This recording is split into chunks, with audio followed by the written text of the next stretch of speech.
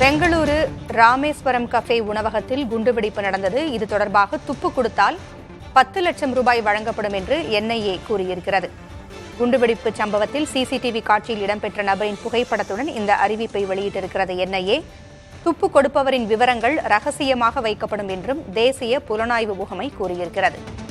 கூடுதல் விவரங்களை வழங்க செய்தியாளர் பழனிவேல் இணைந்திருக்கிறார்.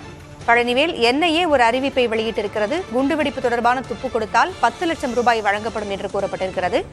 வேறு என்னென்ன விவரங்கள் கூறப்பட்டிருக்கின்றன?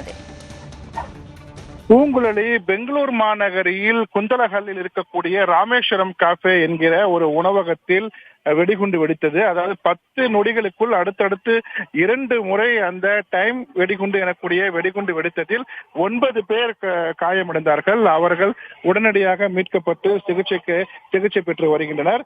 இது தொடர்பாக முதல் கட்டமாக பெங்களூர் போலீசார் வழக்கு பதிவு செய்து விசாரணை மேற்கொண்டிருந்தார்கள். பின்னர் பெங்களூர் மாநகர குற்றப்பிரிவு போலீசாருக்கு இந்த வழக்கானது மாற்றப்பட்டிருந்தது. அதன் பிறகு இது வெடிகுண்டு சம்பந்தப்பட்டது என்பதால் இந்த வழக்கு தேசிய புலனாய்வு முகமைக்கு, அதாவது என்ஐஏக்கு மாற்றப்பட்டது. அவர்கள் கடந்த 3 நாட்களாகவே அந்த உணவகத்தில் பல்வேறு சோதனைகள் ஈடுபட்டாங்க.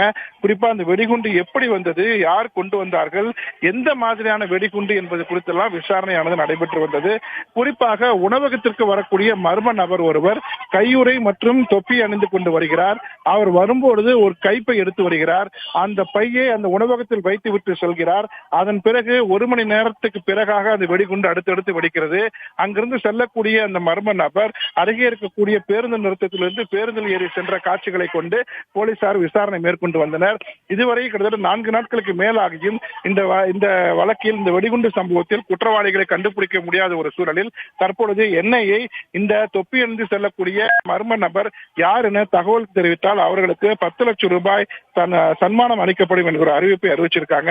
ஏனென்றால் பெங்களூர் நகரை பொறுத்தவரை இதுபோல் அடுத்தடுத்து கிட்டத்தட்ட 2014க்கு பிறகு 10 ஆண்டுக்கு பிறகு நடைபெற்ற ஒரு வெடிகுண்டு சம்பவம் பல்வேறு கோணங்களில் விசாரணை மேற்கொண்டிருக்காங்க. குறிப்பா மதுரையிலும் கூட விசாரணை மேற்கொண்டதாக தெரிகிறது.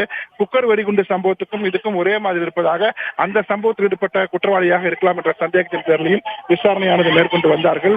இந்த சூழ்நிலையில் தான் தற்பொழுது இந்த குற்றவாளியோட புகைப்படத்தை அவர்கள் பதிவிட்டு, அதாவது தொப்பி அணிந்து செல்லக்கூடிய அந்த குற்றவாளி புகைப்படத்தை பதிவிட்டு இந்த நபரை தகவல் தெரிவித்தார் அவர்களுக்கு 10 லட்சம் ரூபாய் சன்மானம் வழங்கப்படும் அறிவிச்சிருக்காங்க. பூங்குழலி, தகவல்களை வழங்கியமைக்கு நன்றி பழனிவேல்.